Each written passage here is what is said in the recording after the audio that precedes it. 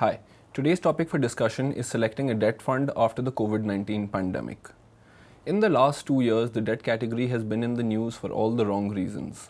Starting with 2018 with the IL and FS default that took place, and then again in the recent couple of months when Franklin wound up 6 schemes citing redemption pressure.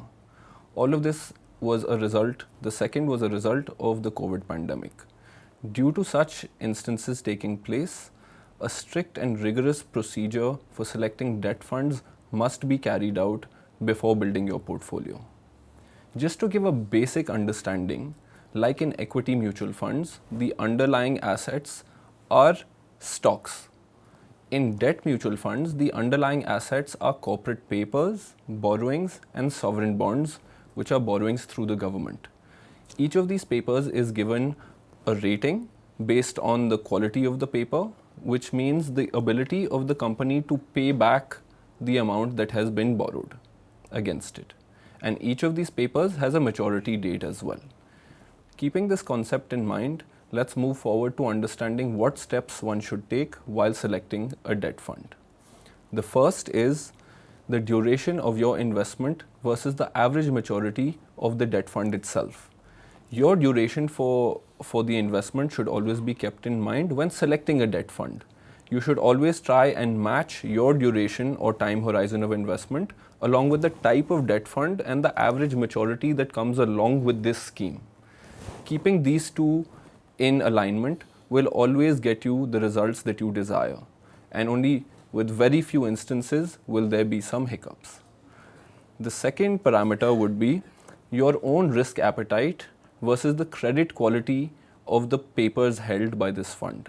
What this means is that if you would like to generate extra return, that means you would be investing in debt funds that have further invested into corporate borrowings and papers that have a lower grade.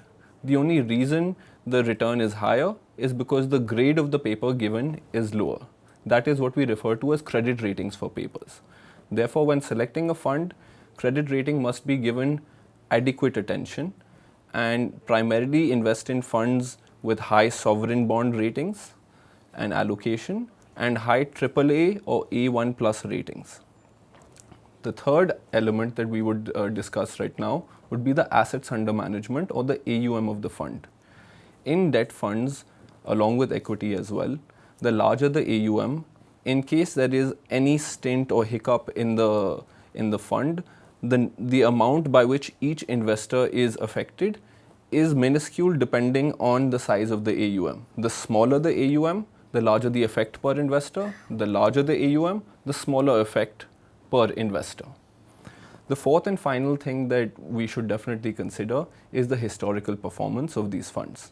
We should look into the trailing and rolling returns of such schemes and see if they have been consistently performing over a period of time, and only then invest into these schemes.